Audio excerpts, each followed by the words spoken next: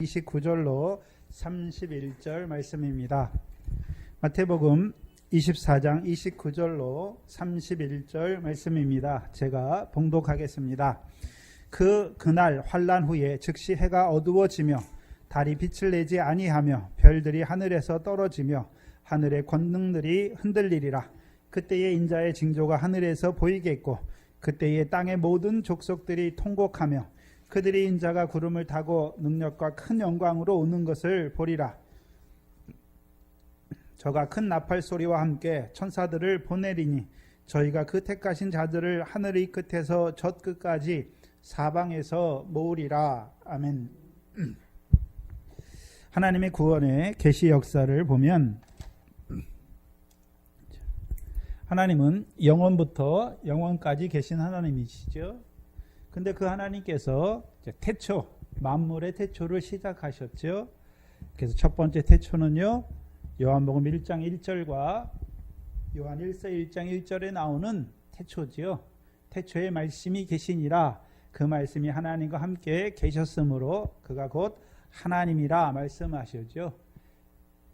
이위 하나님을, 말씀이신 하나님을 말하는데 그 생명의 말씀을 통해서 창세전에 그리스도 안에서 우리를 아들의 영으로 택하신 것을 보여주시는 태초를 보여주셨고, 창세기 1장 1절의 태초는 이제 하늘에서 이룬 것처럼 이 땅에서도 이루시기 위하여 보이는 천지를 창조하신 태초를 말씀하셨습니다.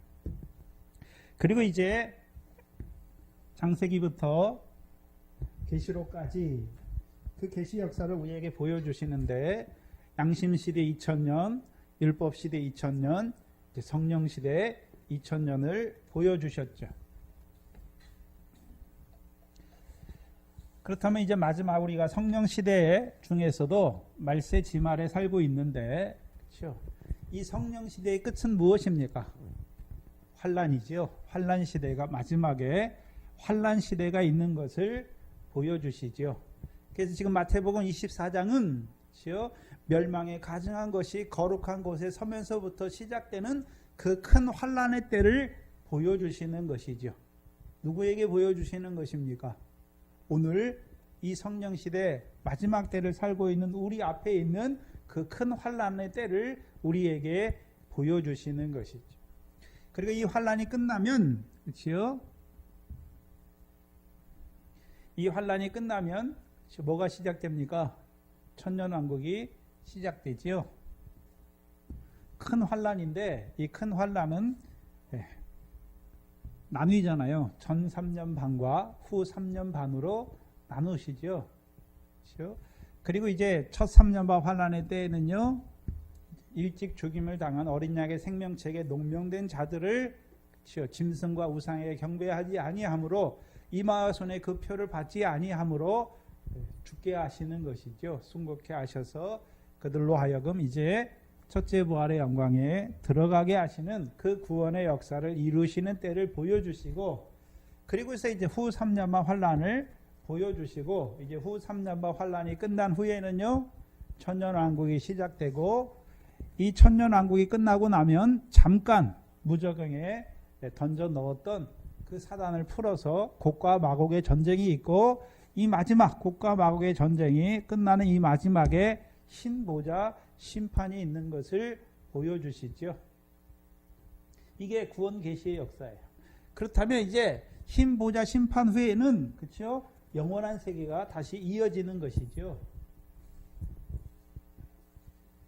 그렇다면 우리가 이 환란 시대를 왜 7년이라고 말하는가? 그렇죠? 왜 7년이라고 말하는가? 왜 7년이라고 말하죠? 다니엘서 9장이죠.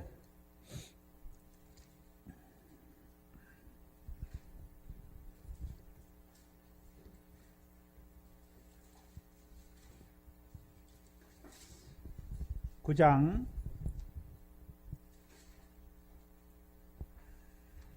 25절부터 보시면, 그러므로 너는 깨달아 알지라 예루살렘을 중건하라는 영이 날 때부터 기름 부음 받을 자 곧 왕이 일어나기까지 7이레와 62이레가 지날 것이요. 그리고 곤란한 동안에 그때 곤란한 동안에 성이 중건되어 거리와 해자가 이룰 것이며 62이레 후에 기름 부음 받은 자가 끊어져서 없어질 것이며 장차 한 왕의 백성이 와서 그 성읍과 성소를 회파하려니와 그 종말은 홍수에 엄몰될 같을 것이며 또 끝까지 전쟁이 있으리니 황폐할 것이 작정되었느니라. 그가 장차 많은 사람으로 더불어 한 이레 동안의 언약을 굳게 정하겠고. 그럼 다니엘을 통해서 다니엘에게 이상을 깨닫게 하셨는데 기간을 정했지요. 70일에 70일에. 그래서 이 71회를 다니엘에서 할 때 설명을 했지요. 7일에 첫 번째 7일에와 그 다음에 62일에 그리고 마지막 한 일에죠.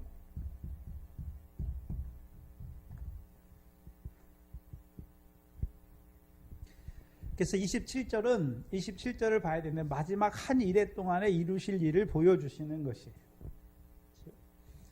그렇다면 여기 그가 나오지요. 26절에 보시면 장차 한 왕의 백성이 와서 그 성읍과 성소를 회파하기 위해서 일어나는 그 왕을 보여주시지요. 그래서 27절에 그는 회파하는 왕이에요. 멸망의 아들이죠. 그래서 그가 27절에 그가 장차 많은 사람으로 더불어 한 일의 동안의 언약을 굳게 정한다라고 말씀하셨죠. 그 많은 사람은 여기서 그는 누구를 말하냐면 계시록에서 나타나는 마지막 짐승이죠. 바다에서 올라오는 그 짐승 있잖아요. 그때 그 짐승이 그렇죠, 용에게 보좌와 권능과 큰 권세를 얻으니까 사람들이 뭐라고 말합니까? 그에게 짐승과 그에게 용과 짐승에게 경배하며 누가 이 짐승과 같으뇨? 누가 이 짐승으로 더불어 싸우리요? 말하던 그지요. 그래서 많은 사람들과 한 일회의 언약을 굳게 하지요. 그리고서 하는 일이 뭐냐 하면 그 일회의 절반은 그렇죠. 7년인데 한 일회는 여기서 한 일회는 7일 곧 7년을 말하는데 한 일회의 절반 곧 3일 반이지요. 3일 반인데 횟수로 따지면 3년 반이지요. 3년 반 동안에는 무슨 일을 합니까? 제사와 예물을 금지하자. 제사와 예물을 금지할 것이며 또 잠포하여 미운 물건이 날개를 의지하여 설 것이다. 이게 그렇죠. 지금 잠포하여 미운 물건이 날개를 의지하여 선다는 것을 70인역이 번역했는데 어떻게 번역했냐 하면 그렇죠. 예수님이 마태복음 24장 15절의 말씀으로 번역해 놨어요. 다니엘의 말한 바 멸망에 가증한 것이 거룩한 곳에 서게 될 것을 말씀하는 거예요. 히브리어에는 지금 다니엘서 19장 27절에 잠포하여 미운 물건이 날개를 의지하여 서는 것을 70인역이 의역했는데 뭐라고 의역했냐 하면 예수님이 마태복음 24장 15절에 쓰신 말씀이 그렇죠. 구약의 그 히브리 본문을 가져온 것이 아니라 70인역 의역해 놓은 것을 그대로 예수님이 쓰신단 말이에요. 그렇죠. 곧 멸망에 가능한 것이 거룩한 곳에 설 것이다. 그걸 말씀하는 거예요. 그럼 3일 반 동안에 그 3년 반 동안에 하는 일이 뭡니까? 하나님께 드리는 제사와 예물을 패하게 하는 것이고 멸망에 가증한 것이 거룩한 곳에 서게 하는 것이죠. 그렇죠. 그런데 멸망에 가증한 그렇죠. 우상의 미운 물건인데 계시록 13장에 보면 누가 세우는 것입니까? 계시록 13장을 보시면 14절에 바다에서 올라온 새끼양 같은 짐승이 있는데 14절에 보면 짐승 앞에서 받은 바 이적을 행함으로 그렇죠. 누가요? 땅에서 올라온 새끼양 같은 두 뿔이 있는 용처럼 말하는 그가 짐승 앞에서 14절에 13절에 12절에 보면 저가 먼저 나온 짐승의 모든 권세를 그 앞에서 행하고 땅과 땅에 거하는 자들로 처음 짐승에게 경배하게 하니 곧 죽게 되었던 상처가 나은 자니라. 큰 이적을 행하되 심지어 사람들 앞에서 불이 하늘로부터 땅에 내려오게 하고 짐승 앞에서 받은 바 이적을 행함으로 땅에 거하는 자들을 미혹하며 땅에 거하는 자들에게 이르되 칼에 상하였다가 살아난 짐승을 위하여 우상을 만들라 말하지요. 그렇죠? 그래서 이 멸망에 가증하게 하는 우상은 마지막 일어나는 적그리스도가 만드는 것이 아니라 그 앞에 선 거짓 그리스도들과 거짓 선지자들이 백성을 미혹하여서, 그렇죠? 미혹하여서 그들에게 뭐라고 말합니까? 칼에 죽임을 당하였다가, 칼에 상하였다가 살아난 짐승을 위하여 우상을 만들게 하고 그 우상에게, 짐승과 우상에게 경배하지 않는 자는 죽이는 것이죠.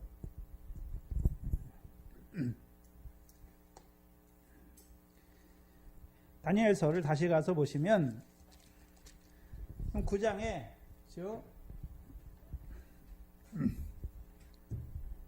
한 일회인데 한 일회의 반을 나누잖아요. 그래서 3일 반 동안 하는 일이 뭡니까? 그렇죠? 3일 반 동안 하는 일이 뭔가요? 제사와 예물을 해야죠. 그리고 멸망하게 하는 가증한 것을 거룩한 곳에 세우는 것이죠. 그럼 누가 일어났습니까? 바다에서 한 짐승이 올라왔고 그에게 용이 그에게 권능과 보좌와 그에게 능력을 줌으로 말미암아 이제 짐승과 우상에게 경배하는 3년 반이지요. 그래서 그것을 다니엘서 7장에 보시면 이 3일 반 동안 하는 일이 무엇입니까?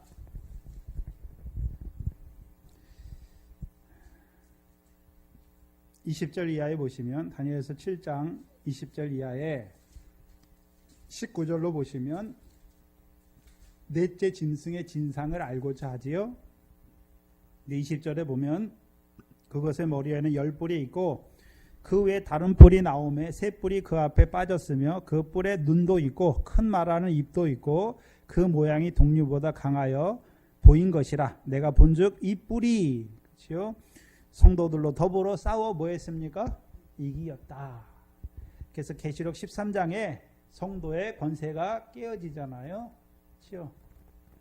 그래서 하나님의 말씀, 하나님의 계명과 예수 믿음을 지키는 자들은 결국 어떻게 됩니까? 죽임을 당한 어린 양의 생명책에 농명된 자들은 짐승과 우상에게 경배하지 아니함으로 다 죽게 되는 것을 보여주시죠.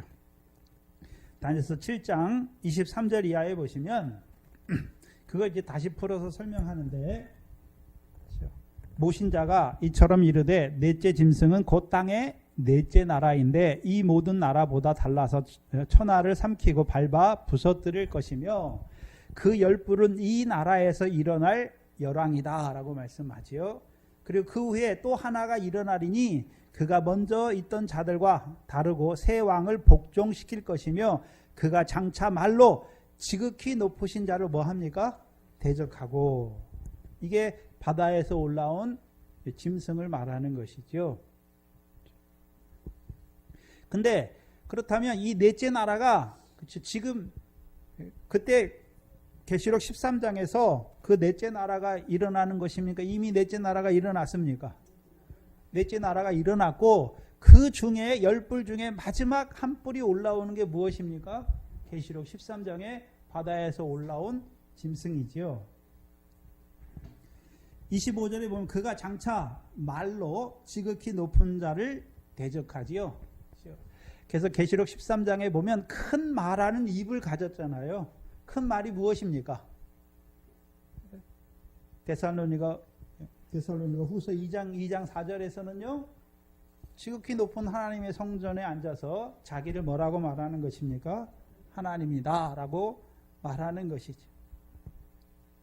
또 지극히 높으신 자의 성도를 괴롭게 하며 또 그가 또 때와 법을 변개코자 할 것이며 성도는 그의 손에 붙임바 되어 한 때와 두 때와 반 때를 지나는 것이죠. 그래서 한 때와 두 때 반 때를 3년 반이라고 전 3년 반이라고 말하는 거예요. 근데 그는 이미 7년을 약속했잖아요. 언약을 했잖아요. 그럼 하나님이 7년 동안 그에게 권세를 주신 것이죠. 그래서 첫 3년 반 동안 한 때와 두 때와 반 때에 1260일 동안 하는 일이 무엇입니까? 제사와 예물을 금하고 멸망에 가증한 것을 세워서 짐승과 우상에게 경배하지 아니하고 이마오손의 그 표를 받지 아니하는 자들은 다 어떻게 합니까? 며칠든지 다 죽이는 것이죠. 그래서 성도의 권세가 깨어지게 하시는 것이죠. 그리고서 26절에 보시면 그러나 심판이 시작된 즉 그 권세는 빼앗기고 끝까지 뭐합니까? 멸망하죠. 그렇죠? 그렇다면 후 3년 반 환란은 그렇죠? 첫 3년 반 환란 동안에 이들에게 권세를 주어서 42달 동안 일하게 하시는 것이고 이제 후 3년 반 환란이 시작되면 뭐가 시작됩니까? 이 짐승을 심판하는 것이죠. 권세를 빼앗고 심판하시는데 그렇죠? 끝까지 심판하시는 것을 보여주시죠. 그래서 다니엘서 9장 27절을 가서 보시면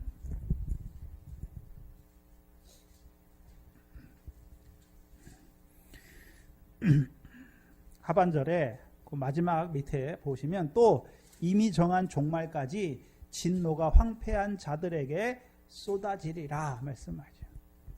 그럼 정한 종말이니까 3일 반은 그렇죠? 3일 반의 역사에서는 제사와 예물을 폐하였고 멸망에 가증한 것을 거룩한 곳에 세웠죠. 그럼 마지막 남은 기간은 얼마입니까? 3일 반이죠. 근데 3일 반까지는 뭐가 작정되었습니까? 하나님의 진노를 쏟으실 것을 작정하신 것이죠.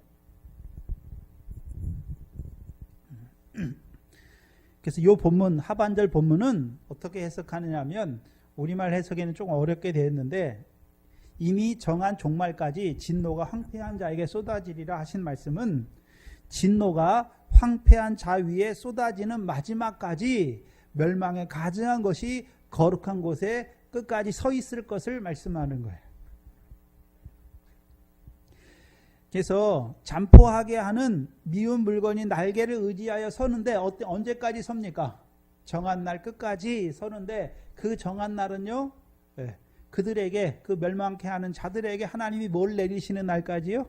진노를 내리시는 그 마지막까지 멸망에 가증하게 하는 것이 거룩한 곳에 계속해서 그때까지 서 있다라는 그것을 말씀하는 거예요. 그렇다면 이제 후 3년 반 환란은 그렇다면 이제 7년이 어떻게 나왔는지 아시겠죠? 왜 성경에서 7년 환란이라고 하느냐 하면 이 다니엘서 9장 27절을 해석하기 때문에 그런 것이죠. 그렇죠? 한 이레를 약속했는데 한 이레에 하나님이 그렇죠? 이 열왕을 세우실 때 다니엘서에서 열왕을 세우실 때는 하나님이 그에게 나라와 권세와 영광과 그 모든 것을 다 주셨잖아요. 이레 동안에 하나님이 이레의 약속을 통해서 하나님이 이에게 넘겨주신 거예요. 그렇죠? 넘겨주셔서 42달 동안 일하게 하시고 근데 후 3년 반 환란 때는 하나님이 어떻게 합니까? 그 권세를 빼앗고 멸망할 때까지 하나님이 어떻게 하십니까? 심판하시는 것이죠. 그게 후 3년 반 환란이죠.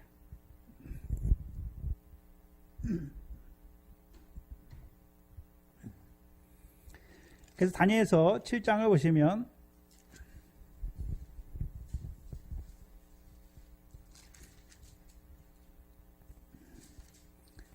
7장 11절에 보시면 그때에 내가 그 큰 말하는 작은 뿔의 목소리를 인하여 주목하여 보는 사이에 짐승이 이 마지막 네 번째 나라의 마지막 그 짐승이 죽임을 당하고 그 시체가 상한 바 되어 붙는 불에 던진 바 되었다. 그러면 이 바다에서 올라온 짐승이 이 마지막 때 어떻게 됩니까? 죽어서 그 시체가 어디에 던져집니까? 불에 던져지는 것을 보여주시죠. 계시록 19장이죠.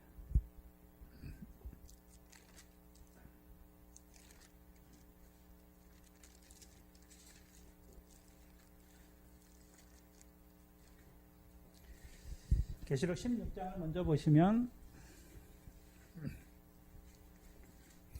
계시록 16장에 내가 들으니 성전에 큰 음성이 나서 일곱 천사에게 말하되 너희는 가서 하나님의 진노의 일곱 대접을 어디에 쏟으라 말씀합니까? 그렇죠. 그럼 하나님의 진노가 어디에 쏟아집니까? 땅에 쏟아지죠. 그래서 후 3년 환란의 시작을 말씀하는 거예요. 근데 계시록에서는 그렇죠. 계시록의 그 인과 일곱 인의 역사가 나오고 일곱 나팔의 역사가 나오고 마지막 일곱 대접의 역사가 나오죠. 근데 그게 순차적으로 일어나는 것을 보여주는 것이 아니라 그렇죠?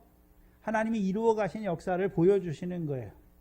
인을 떼시는 역사는 그렇죠?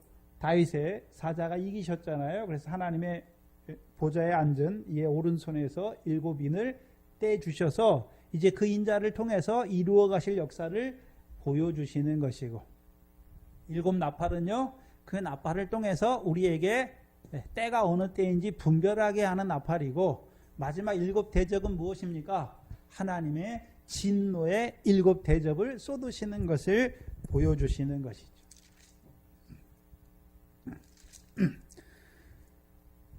근데 어디에 쏟습니까? 땅에 쏟는데 그것을 계시록 18장에서는요, 큰 성 그 바벨론을 하나님이 멸하시는 역사를 보여주시죠. 그래서 바벨론 18장 2절에 보면 힘센 음성으로 외쳐 가로되 무너졌도다 무너졌도다 큰 성 바벨론이여 귀신의 처소와 각종 더러운 영에 모이는 곳과 각종 더러운 가증한 새에 모이는 것이 되었도다. 그렇죠? 그래서 지난 시간에 우리가 마태복음 24장 28절을 할 때 주검이 있는 곳에 뭐가 모였습니까? 독수리가 모였잖아요. 그 모인 곳이 어디입니까? 바벨론 음녀의 큰 성을 말씀하시는 것이죠. 그리고 이제 계시록 19장을 보시면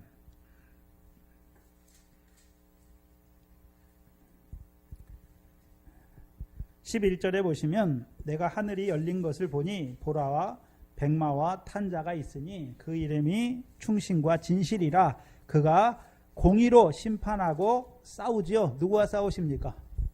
이 짐승과 함께한 자들과 싸우시는 것이죠. 그래서 싸우시는데 15절에 보면 그의 입에서 이 한 검이 나오고 그것으로 계시록 19장 15절입니다.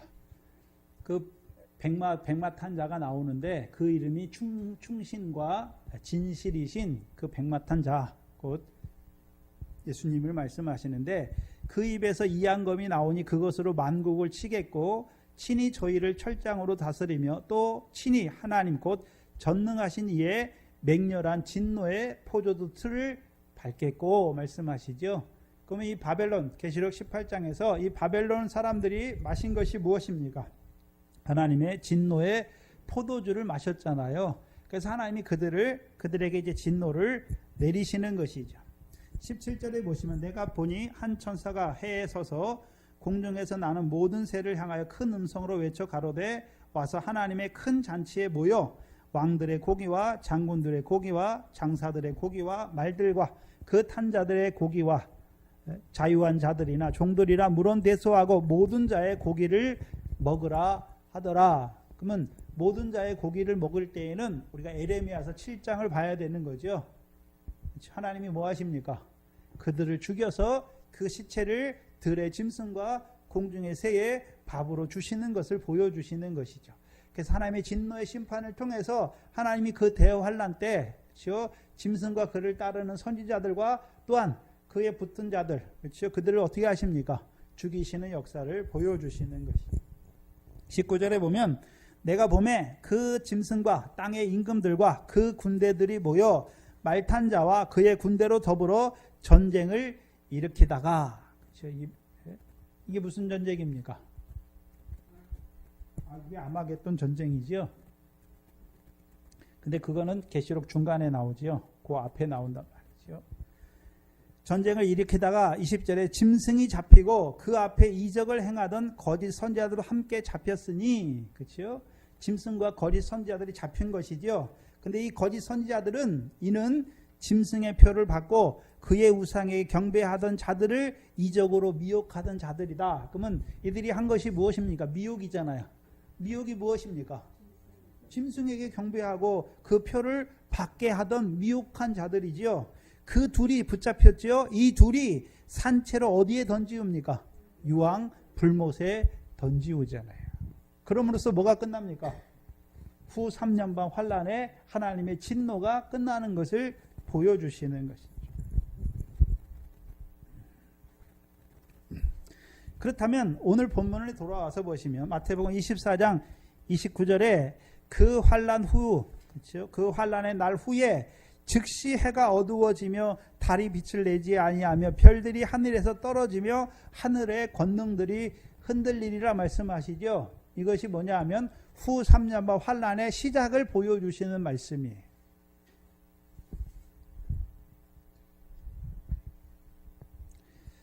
29절을 보시면 그 환란의 날들 후에, 그렇죠? 첫 3년반 환란의 날 후에 하늘에 즉시 해가 어두워지며 달이 빛을 내지 아니하며 별들이 하늘에서 떨어지며 하늘의 권능들이 흔들리는 것을 말씀하시죠. 근데 이게 어디 나오냐 하면 계시록 6장에 그대로 나와요. 계시록 6장을 보시면 12절에 여섯째 인을 떼시면서 보여주시는 역사를 우리에게 나타내 주시지요. 계시록 6장 12절을 보시면 내가 보니 여섯째 인을 떼실 때에 큰 지진이 나며 해가 총담같이 검어지고 온 달이 피같이 되며 하늘의 별들이 무화과 나무가 태풍에 흔들려 선과실이 떨어지는 것 같이 땅에 어떻게 됩니까? 떨어지는 것을 보여주시죠. 근데 마태복음 24장 29절에서 이것을 줄여서 말하는 거죠. 뭐라고 말합니까? 해가 어두워지고 달이 빛을 내지 아니하고 하늘의 별들이, 그렇게 말하는 것이죠. 그리고 여기서는 근데 이걸 풀어서 쓰잖아요. 계시록 6장에서는 여섯째 인을 떼실 때에, 그렇죠? 큰 지진이 나며 해가 총단같이 검어지고, 그러니까 해가 빛을 냅니까? 빛이 내지 않습니까? 해가 어두워지는 것을 말하는 것이죠.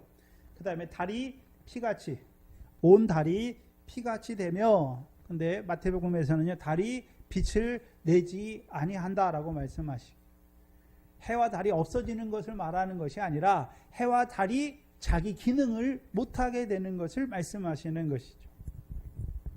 그리고 13절에 하늘은 종이축이 말리는 것 같이 떠나가고 각 산과 섬이 제 자리에서 옮기움에, 하늘이 종이축이 말려서 떠나간다는 것은 하늘이 불에 타서 풀어지는 베드로후서 3장 10절 이하를 말하는 것이 아니라, 그렇죠? 지금까지 하늘의 역사는 무엇이었습니까? 하나님의 영광을 선포하는 그 역사가 끝난 것을 보여주시는 거예요. 그리고 16절에 산과 바위에게 이르되 우리 위에 떨어져 보좌에 앉으신 이의 낯에서와 어린 양의 진노에서 우리를 가리오라. 그들의 진노의 큰 날이 이르렀으니 말씀하죠. 그렇다면 여섯째 인을 떼면서, 그렇죠? 해가 어두워지고 달이 빛을 내지 아니하고, 그렇죠? 하늘의 별들이, 그렇죠? 무화과 나무가 태풍에 흔들려 선과 실이 떨어지는 것이 떨어짐으로 시작되는 것이 무엇입니까? 하나님의 진노의 날이 시작된 것을 보여주시는 것이죠.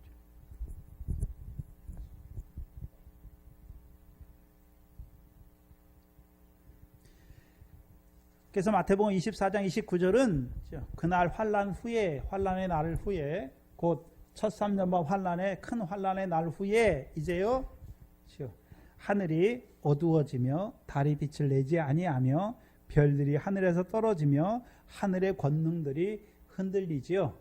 그게 무슨 징조입니까? 하나님의 진노가 이제 시작되는 그 징조를 보여주시는 것이죠. 그렇다면 첫 번째 봐야 하는 것은 해가 어두워지는 것이죠. 근데 우리가 볼 수 있는, 그렇죠? 하나님께서 그 후 3년반 환란의 역사를 통해서 하늘을, 그렇죠? 하늘에 있는 것을 통해서 말씀하시잖아요. 보여주시는 것이죠. 우리가 구약의 한 군데 봐야 되는 것은 이사야서 13장입니다. 이사야서 13장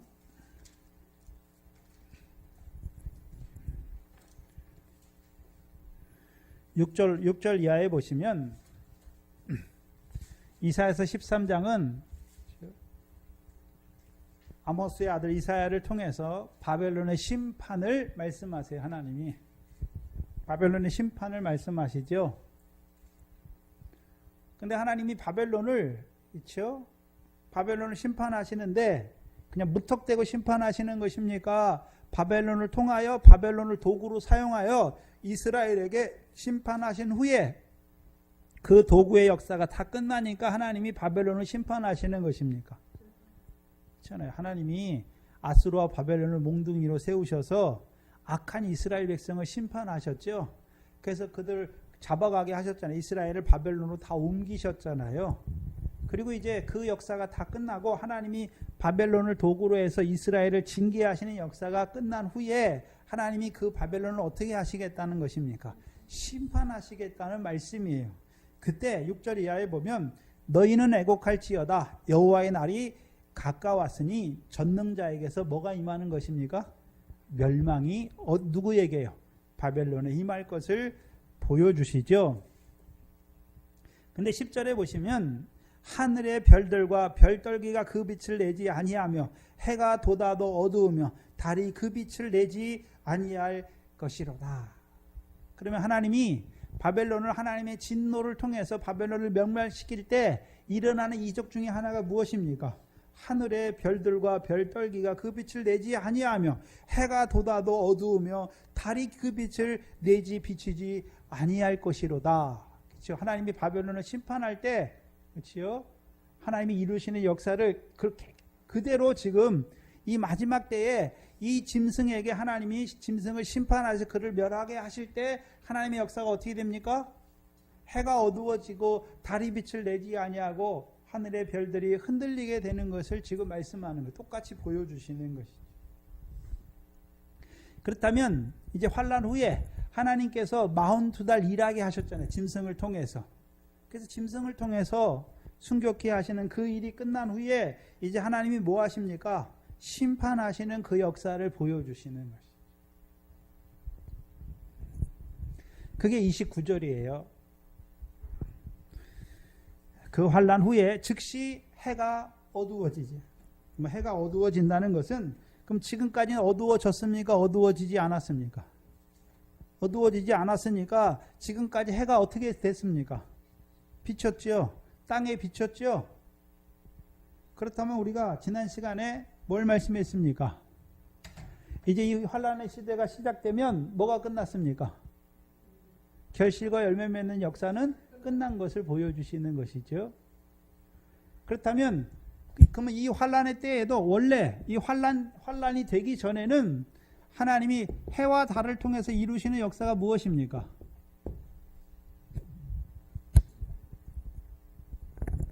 해의 역사, 복음과 진리의 역사잖아요. 하나님의 백성들을요, 그렇죠? 그 영광의 보좌 우편으로 인도하시는 역사잖아요. 그래서 해가 비쳐야 땅에 심는 것이 해가 비쳐 어떻게 됩니까? 자라게 되는 것을 보여주시죠. 우리가 잘 아는 에베소 5장에 빛의 열매죠. 빛의 열매. 그렇죠? 예수님이 자기를 세상의 빛이라고 말씀하셨죠. 그러면 우리 애가 빛의 자녀죠. 그렇죠? 그러면 뭐 해야 됩니까? 빛의 열매지요. 우리로 하여금 모든 착함과 의로움과 진실함으로 살게 하시는 것이죠. 그게 해의 역사예요. 그래서 창세기 넷째 날에 하나님이 큰 광명 둘을 만들었는데 큰 광명으로 하여금 낮을 주관하게 하셨죠. 낮의 아들들의 낮에 속한 자들 곧 낮의 아들들로 하여금 어떤 자로 살게 하십니까? 즉 결실과 열매를 맺는 자들로 살게 하시는 그 역사가 끝났잖아요. 성령 시대. 이 환란 시대가 시작되기 전에 끝나는 거예요. 우리가 환란이 시작되기 전에 끝나는 거예요. 그런데 한번 생각해 보시면 이 첫 3년 환란의 때에도 해가 어떻게 됐습니까?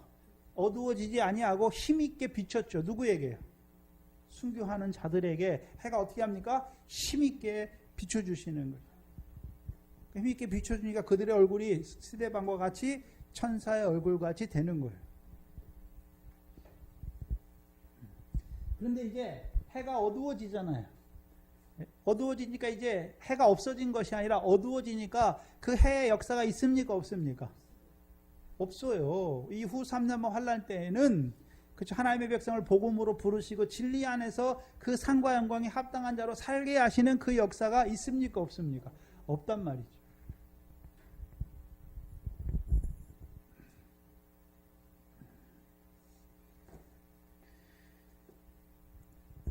그럼 해가 어두워지니까 온 세상에 뭐가 임한 것입니까? 어둠이 임한 것이죠. 그럼 어둠이 임했다는 의미가 뭔가요? 그럼 대환란에 떨어진 자들이죠. 그럼 그들은 이 첫 3년 환란 때 살아남은 자들이죠. 누가 살아남았습니까? 짐승과 우상에게 경배하고 이마와 손에 그 표를 받은 자들이 살았지요.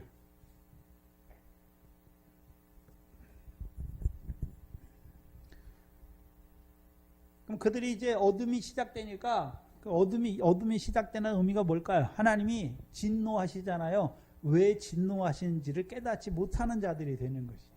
왜 진노하는 것입니까? 돌이키게 하시기 위해서 진노하시는데 깨닫지 못하는 자들은요. 그 진노 가운데 오히려 패역한 것이죠.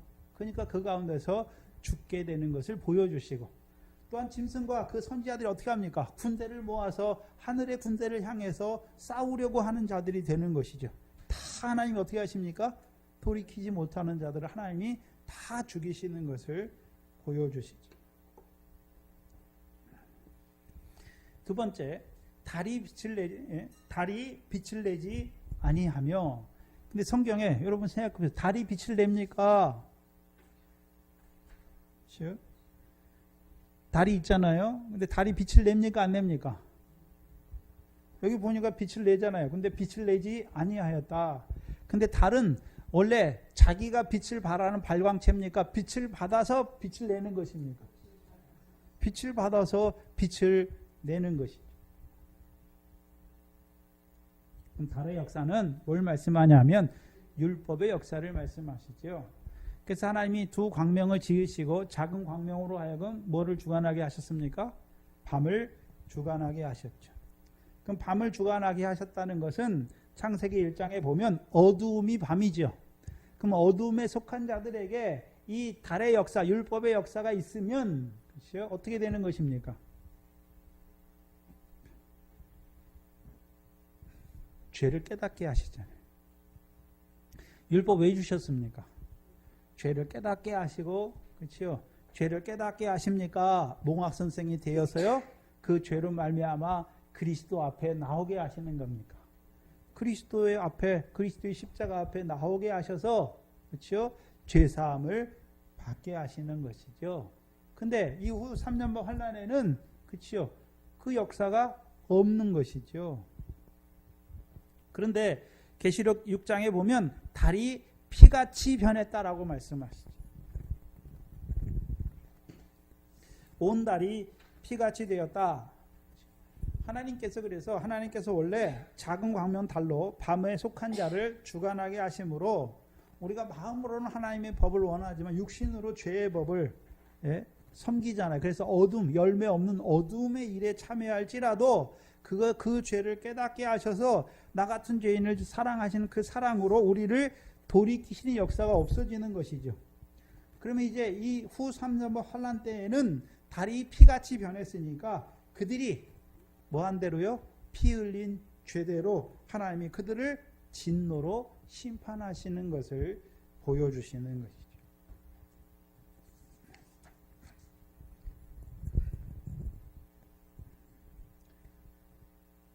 그게 후 3년번 환란의 역사의 시작이에요. 그럼 후 3년번 환란은 해와 달의 역사가 없어요. 없어지는 것이죠. 또한 오늘 본문에 보시면 하늘의 별들이 하늘에서 떨어진다. 별들이 하늘에서 떨어진다라고 말씀하시죠. 그걸 계시록 6장에서는 뭐라고 말씀하셨냐 하면 하늘의 별들이 무화과 나무가 태풍에 흔들려 땅에 떨어지듯이 선과실이 떨어지는 것 같이 떨어질 것을 말씀하죠. 봐야 되는데 하늘의 별이 하늘에 있잖아요. 그래서 다니엘서에 보면 별들은 어떤 자들이었습니까? 많은 사람을 옳은 대로 인도하는 자들로 세운 자들이죠. 별이잖아요. 그래서 계시록 7개의 역사를 말할 때 7개의 사자를 뭐로 말씀하셨습니까? 별이잖아요.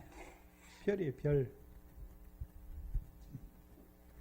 그 오른손에 7별을 붙들고 7촛대 사이에, 금촛대 사이에 다니시는 이가 말씀하죠. 그래서 7별은 7교회의 사자지요. 그럼 분명히 하나님께서 하나님의 사자로 세웠단 말이죠. 뭐 하려고요? 많은 사람을 옳은 대로 인도하기 위해서 세우신 자들이에요. 근데 그들이 떨어지잖아요. 어디에서 떨어졌습니까? 하늘에서 떨어지잖아요. 근데 계시록 6장 13절에 보면 하늘의 별들이 무화과 나무가 태풍에 흔들려 선과실이 떨어지는 것 같이 떨어질 것을 말씀하세요.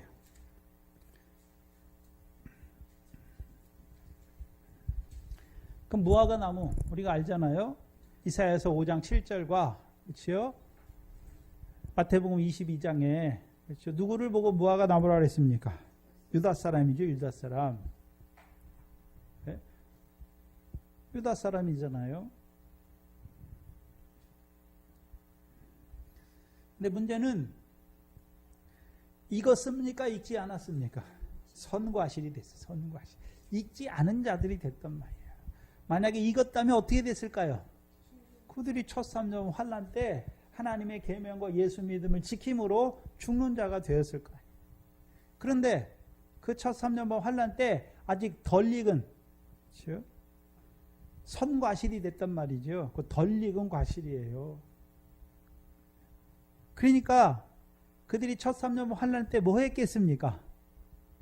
교인들을 이끌고 뭐 했을까요? 짐승과 우상에게 경배해라.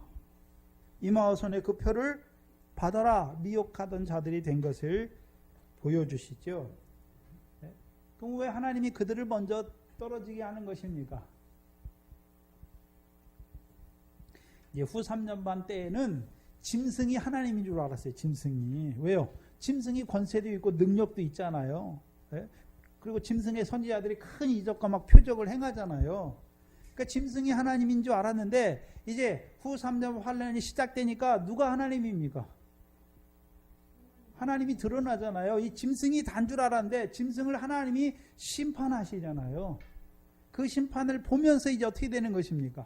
아, 짐승이 다가 아닌 것을 알게 되는 것입니다.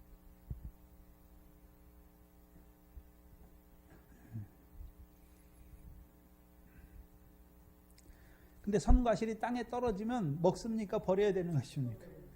버리는 것이죠. 무화과 나무는 무화과 나무였어요. 문제는 뭡니까? 열매 없는 무화과 나무와 같이 된 자들이죠. 그래서 자기들만 짐승과 우상에 경배하는 것이 아니라 자기들을 따르는 하나님의 백성들을 그렇죠. 계명을 지키지 못하는 자들로 만들어 버린 것이죠. 우리가 일제 신사참배 때 그렇죠. 교인들이 누구를 따라 신사참배합니까? 목사들 따라 신사참배하는 자가 된 것이죠. 하나님이 그들을 먼저 꼬꾸라지게 하시는 것이죠. 심판하시는 것을 보여주시는 것이죠. 그리고 권능들이 하늘의 권능들이 흔들리리라 말씀하죠. 하늘의 권능은 계시록 6장에서는요. 하늘이 종이축에 말리는 것을 보여주시는 것이죠. 그래서 지금까지 하나님께서 하늘에 그렇죠? 하늘을 통해서 하나님의 영광을 선포하시던 그것을 어떻게 하는 것입니까? 흔들리게 하시는 것이죠.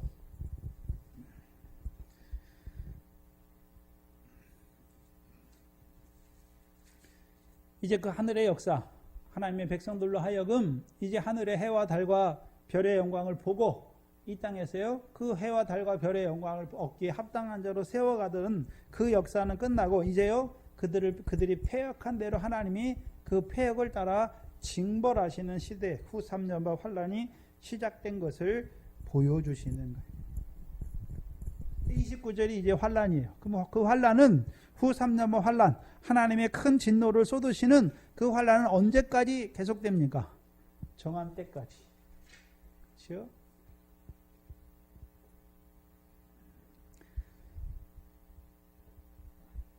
그래서 후 3년반 환란을 통해서요. 그들을 하나님이 어떻게 하십니까? 심판하세요. 그리고 그들의 고기를 들의 짐승과 공중의 새들에게 먹이로 치는 것을 보여주시는 것이죠. 그리고 오늘 본문 30절이 나오는데 그때에 그렇죠? 그럼 그때는 그 후 3년반 환란의 때를 말하는 것이 아니라 후 3년반 환란의 때는 그 3년 반 동안 정한 때까지 그 후 3년 환란이 이루어지고 마지막에요 짐승과 그 앞에 선지자들 미혹하던 선지자들을 주께서 잡으시고 그 유황 불못에 던져 넣음으로써 끝나는 그때를 말씀하십니다.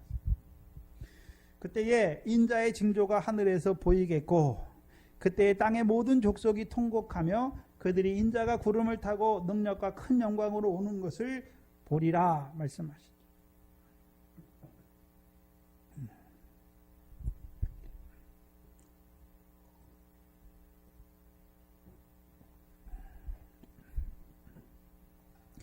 그때 인자의 징조가 어디에서 보이는 것입니까? 지금까지 하늘의 권능이 흔들렸잖아요. 후 3년반 때인데 하늘의 권능이 흔들렸는데 이제 하늘에 뭐가 보입니까? 인자의 징조죠. 다니엘서 7장 13절 14절이죠. 인자 같은 이가 발에 끌리는 옷을 입고 그렇죠? 예적부터 계신 보좌 앞에 인도됨에 그에게 나라와 권세와 영광을 주시는 것이죠. 그때 땅의 모든 족속이 통곡하며 생각해 봐야 되는데 그러면 지금 땅에 있는 자들이 있단 말이죠. 그럼 후 3년반 때에 다 죽는 것입니까? 후 3년반 환란 때 살아남은 자들이 있습니까? 어떤 자들이 살아남았을까요? 돌이킨 자들이 살아남는 거죠. 근데 하나님이 그렇죠? 환란을 큰 징계를 통해서 이 징벌을 통해서 돌이키게 하시는 것이죠. 그러나 돌이키지 못하는 자들은 그 진노 가운데 오히려 하나님을 더 원망하다가 패역하다가 다 죽게 되는 자들인 것을 보여주시죠. 그때에 그러면 인자가 올 때에도 땅에 살아있는 자들이 분명히 남아있는 자들이 있는 것을 보여주시죠. 그때에 땅의 모든 족속이 통곡하며 그렇죠? 첫 번째 그들이 인자가 올 때 뭐 합니까? 통곡하는 거죠. 통곡하잖아요. 왜 통곡할까요? 왜 통곡할까요? 첫 3년반 환란을 통해서 이루신 역사가 뭔지를 이제 그때 보는 것이죠. 근데 자기들이 육신 목숨 살기 위해서 짐승과 우상에 경배하고 이마와 손에 표를 받은 자로 살았잖아요. 육신 목숨 살기 위해서 주를 부인하는 자가 된 자기들을 보면서 어떻게 합니까? 통곡하는 것이죠.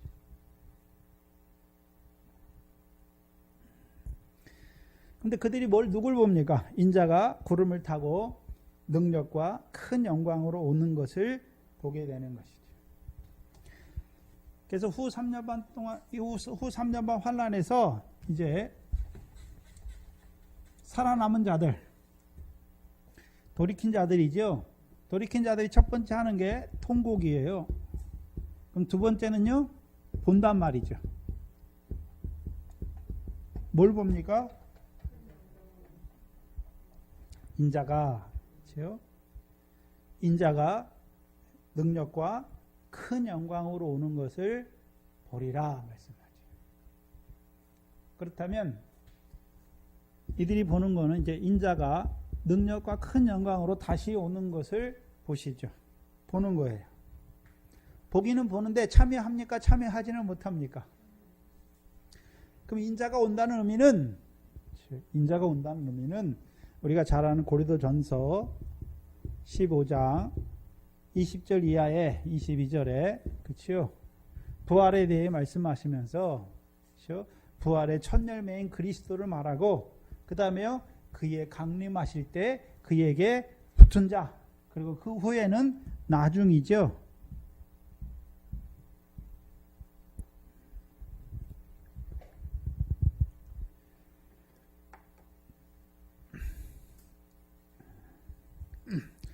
그럼 인자가 능력과 큰 영광으로 오시는 걸 보는데 이 땅에 오시는 것입니까? 공중에 오시는 것입니까? 공중에 오시잖아요. 공중에 오시죠.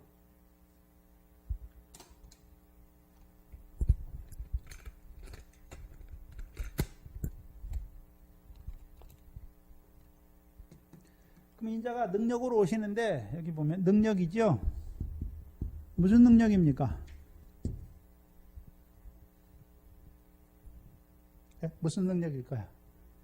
로마서 1장 3절 이하에 다윗의 자손으로 오셔서 죽으시고 그렇죠? 능력 있는 아들로 부활하셔서 하나님 보좌의 우편에 앉으셔서 능력 있는 아들이 되시는 것을 보여주시죠. 4절에 보시면 성결의 영으로는 죽은 자 가운데 부활하여 능력 있는 하나님의 아들로 인정되는 것이죠. 그러면 부활을 말할 때 뭐가 있는 것입니까? 부활의 능력이죠. 그러면 누가 부활합니까? 이제 인자가 올 때에 그에게 붙은 자죠. 그럼 그에게 붙었다라고 하는 의미가 뭘까요? 믿음의 장성한 분량이 되어서 주께서 이제 가르쳐 주신 말씀대로 그렇죠? 내가 고난받고 죽임을 당하고 제3일에 살아날 것을 가르치신 그 말씀을 따라서 이제 주를 위하여 목숨을 잃는 자들 큰 영광으로 오시죠. 그럼 누구에게 주실 영광입니까?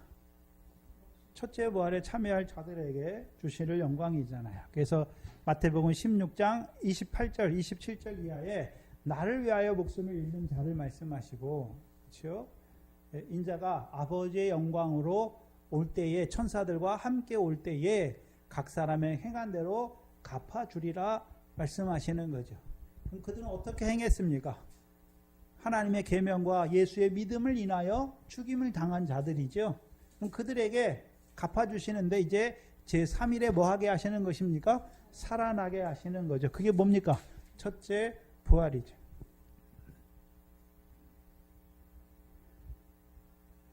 그럼 첫째 부활은 그렇죠? 둘째 사망의 해가 그들을 다스릴 권세가 있습니까? 없습니까? 없지요. 그럼 불탈 것이 둘째 사망 불모 불탈 것이 있습니까? 없습니까? 없지요. 그러니까 큰 영광이에요. 자, 저와 여러분이 육신으로 살지요. 근데 육신으로 살 때 죄가 우리 안에서 왕노릇함으로 죄가 사망 안에서 왕노릇함으로 우리가 결실과 열매가 없이 사망의 공고한 가운데 있을 때가 많지요.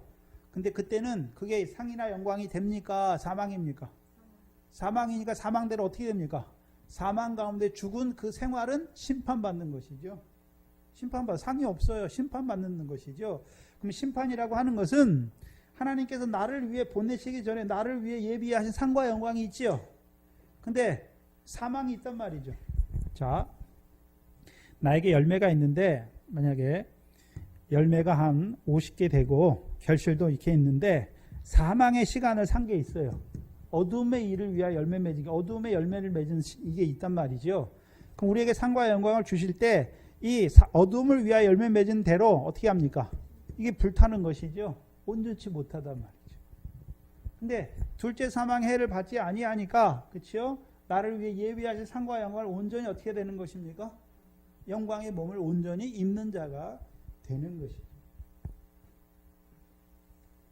그게 능력과 큰 영광으로 오시죠. 그래서 아버지의 영광이 계시록 마태복음 16장에서는요. 아버지의 영광으로 그 천사들과 함께 오리니 말씀하시죠.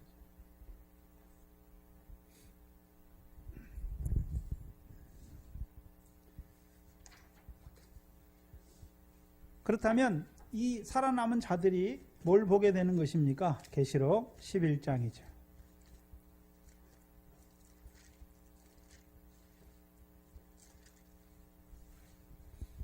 계시록 11장은 이제 두 증인이 나오는데,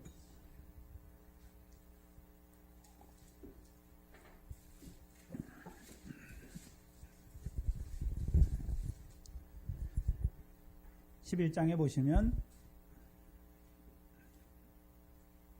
내게 지팡이 같은 갈대를 주며 말하기를 1절부터 보시면, 일어나서 하나님의 성전과 제단과 그 안에서 경배하는 자들을 청량하되 성전 밖은 청량하지 말고 그냥 두라. 이것을 이방인에게 주었은즉 저희가 거룩한 성을 42달 동안 짓밟으리라. 그럼 성 밖과 성 안이 달라지죠. 그럼 성 안에 있는 자들은 지금 보이는 성을 말하는 것입니까? 하나님의 성전과, 보면 성을 말할 때 하나님의 성전과 제단과 그 안에서 뭐 하는 자들입니까? 경배하는 자들이죠. 이들을 누구라고 말하는 것입니까? 하나님의 계명을 지키고 예수 믿음을 지키는 자들이잖아요. 그럼 신약에 그럼 하나님의 성전이 어디 있습니까? 제단이 어디 있나요? 그 안에서 경배한다는 것은 하나님의 성전은 예수 그리스도잖아요. 우리가 하나님의 성전이죠. 성령이 우리 안에서 거하시잖아요. 그렇죠? 그럼 제단은, 여기서 제단은, 그렇죠? 우리가 그 전까지는 우리가 죄를 사하면 제단 앞에 가는 것이죠. 근데 이 제단은 무슨 제단입니까? 우리가 죽는 거예요. 우리 몸이 이제 예수 믿음과 하나님의 계명을 위해 죽는 것이죠. 경배하는 자들은 청량하되, 그렇죠? 그들을 청량하는 것은 그들의 수를 세는 것이죠. 성전반 마당은 청량하지 말고 그냥 두어라. 이것을 이방인에게 주었은즉. 그럼 이방인에게 주었다는, 성전 밖에 있는 자들. 그렇죠?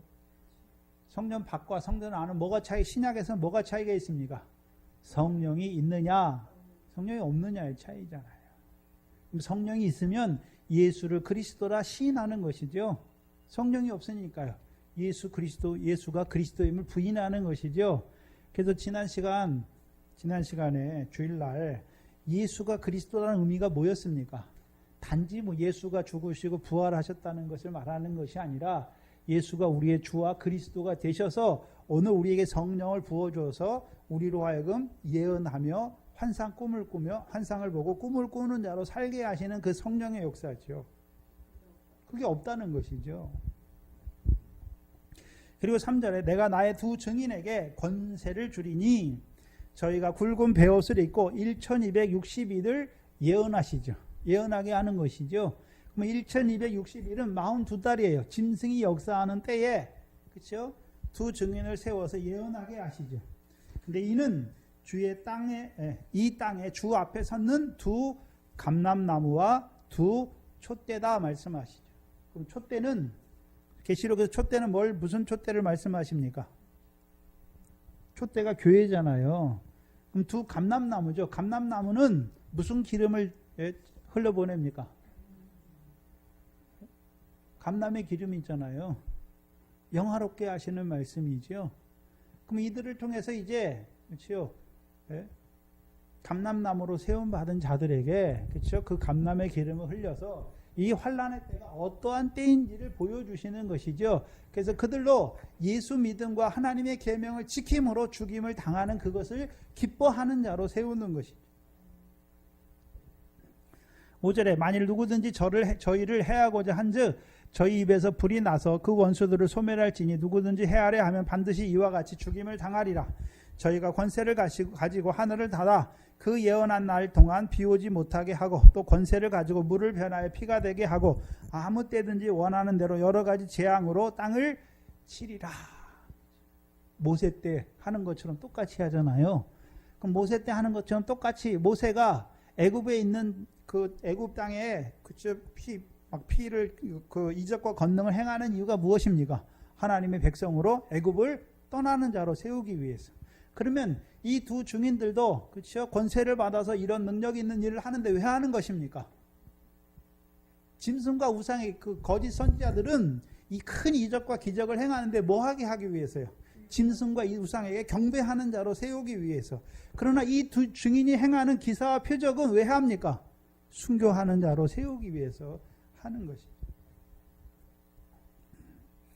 재앙으로 땅을 치리로다. 7절에 저희가 그 증거를 마치는 날에, 그럼 그 증거가 계속됩니까? 끝이 있습니까?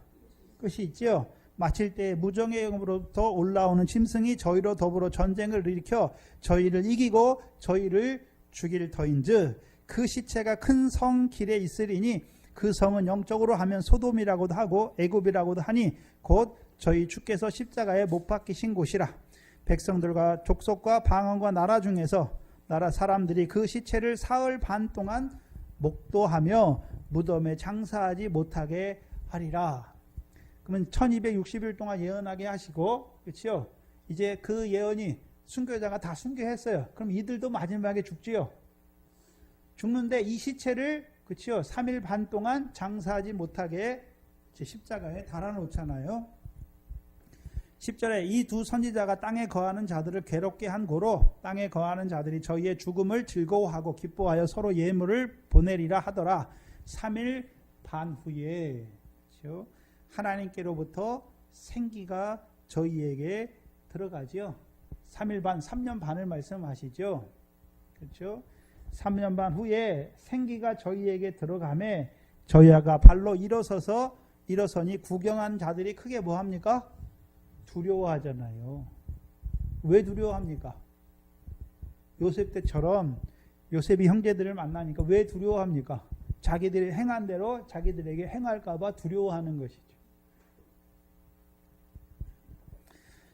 그리고 12절에 하늘로부터 큰 음성이 있어 이리로 올라오라 함을 저희가 듣고 구름을 타고 하늘로 올라가니 저희 원수들도 구경하더라. 그러면 이 죽었잖아요. 1260일 동안 예언하다가 죽어서 3일 반 동안 십자가에 장사하지 못하게 해서 그 시체를 그대로 못 박아 두잖아요. 근데 생기가 그에게 들어오니까 그가 올라가지 하늘로. 부활한 것이죠. 이때가 무슨 부활입니까? 그러면 이 두 증인만 부활하나요? 14만 4천과 순교자들이 이때 다 부활하나요? 순교자들이 이때 다 부활하는 것이죠. 근데 이 사람들은 그렇죠? 뭘 타고 올라갑니까? 구름을 타고 하늘로 올라가잖아요. 근데 땅에 있는 자들은 그렇죠? 구경만 하는 것이죠. 구경하는 거잖아요. 마태복음 24장에 와서 보시면 그들이 인자가 구름을 타고 능력과 큰 영광으로 오는 것을 보시죠. 그러면 인자가 구름을 타고 오시는데 빛난 채색 구름이죠. 그렇죠? 그럼 구름을 타고 오시고 이 땅에서도 죽은 자들이 그렇죠? 이리로 올라오라는 말씀을 듣고 구름을 타고 올라가는 것을 보여주시죠. 31절에 저가 큰 나팔 소리와 함께 천사들을 보내리니 그렇죠? 어떤 천사들입니까? 순교자들을 섬겼던 천사들이죠. 저희가 그 택하신 자들을 하늘 이 끝에서 저 끝까지 사방에서 모으리라. 택하신 자들이 누굽니까? 그 환난 가운데 죽임을 당한 자들. 그럼 그들만 택하신 자들입니까? 마태복음 24장 7절 이하에 13절에 그러나 끝까지 견디는 자는 구원을 얻은 자들을 말하는 것입니까? 구원을 얻은 자들, 그렇죠? 예? 주와 복음을 전하다가 천국 복음을 전하다가 그 회당에 끌려가서 죽임을 당한 그들, 구원을 받은 자들이잖아요. 그들을 모으시는 거죠. 그 택하신 자들. 그래서 계시록 24장에 보시면 22절에 그 날들을 감하지 아니할 것이면 모든 육체가 구원을 얻지 못할 것이나 그러나 택하신 자들을 위하여 그 날들을 감하시죠. 택하신 자들, 큰 환난을 통해서 구원으로 택하신 자들, 그들을 모으시는 것이죠. 그래서 천사들을 통해서 모은다는 의미는 자 나사로가 죽었을 때 천사들에게 받들려 아브라함의 품에 들어갔지요. 근데 여기서 천사들이 그럼 이미 이들은 죽었잖아요. 그 영혼을 받들러 가는 것이 아니라 그들의 몸을 부활시켜서 그렇죠. 그 몸의 부활을 말씀하시는 것이죠. 그래서 그 첫째 부활에 참여하는 자들이 되는 것을 보여주세요. 그래서 이제 마태복음 24장은 그렇죠? 이제 예수님께서 그렇죠? 인자가 아버지의 영광으로 올 것을 말씀했잖아요.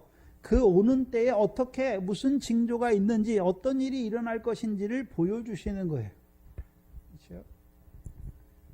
그래서 이제 우리에게 이 마지막 때에 첫 삼전부 환란과 후 삼전부 환란을 통해서 그렇죠? 하나님의 계시 역사가 작전과 예정이 그대로 이루어지는 것을 보여주시는 것이죠.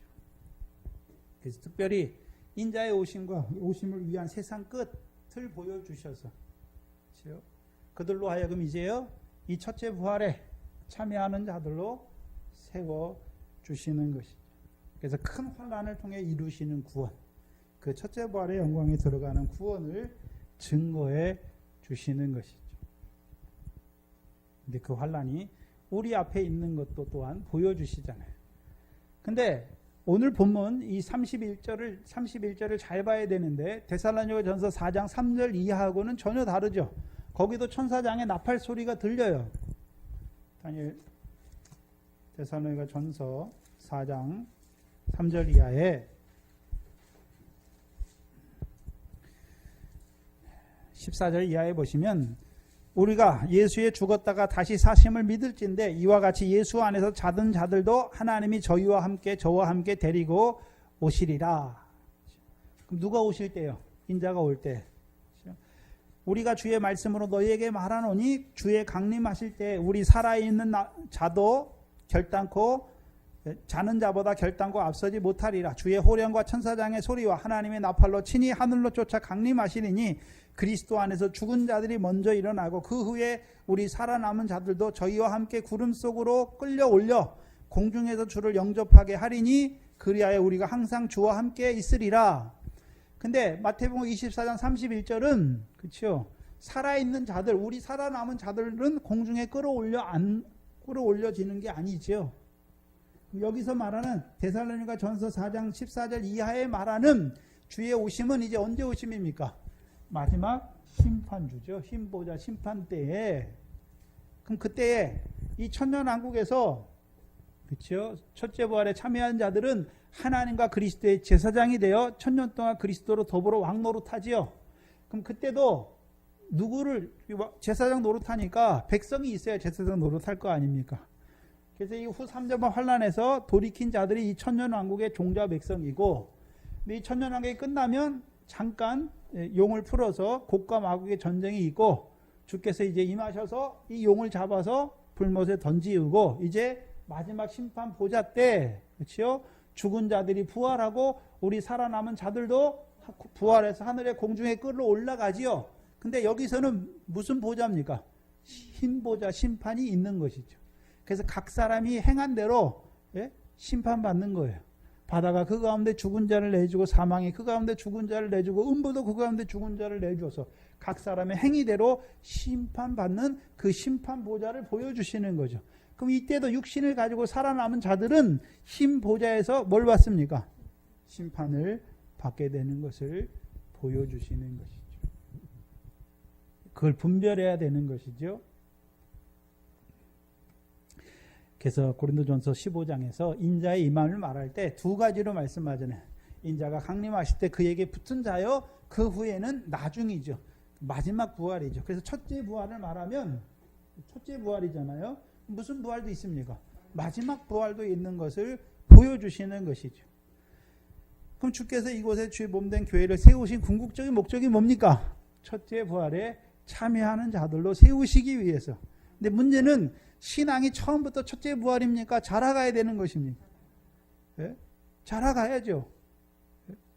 먼저는 하나님 나라 백성으로 결실하는 자로 열매 맺는 자로 자라가야 그렇죠? 시온에서 구원하시는 그 구원자로 말미암는 영생의 복을 누리는 자에게 이제 이 첫째 부활의 영광의 말씀도 가르쳐 주어서 그들도요 주와 같이 고난받고 죽임을 당하여 제3일에 살아나는 자로 세우는 것이죠. 그게 동산교회를 하나님이 세우신 목적이에요. 그럼 오늘 이 교회에 속한 자들이 자라가야잖아요. 빨리 믿음이 자라가야죠. 그렇죠? 그래서 말씀을 통해서 계속해서 팔게 하시죠. 뭐까지 파는 것입니까? 자기 목숨도 파는 자가 되게 하시는 것이죠. 기도하겠습니다. 하나님 감사합니다. 이곳에 주의 몸된 교회를 세우시고 오늘도 이방인의 충만한 수를 채워가시며 또한 이 첫 3년 그 큰 환난을 통해서 이루시는 그 구원을 통해서 그 첫째 부활의 영광에 들어가게 하시는 그 영광된 말씀으로 우리를 자라게 하시니 감사합니다. 이 교회가 그 첫째 부활의 영광에 참여하는 하나님의 백성들을 자라게 하고 그 믿음으로 생육하고 번성하는 하나님의 교회가 되게 하여 주시옵소서. 감사합니다. 예수님의 이름으로 기도하옵나이다. 아멘.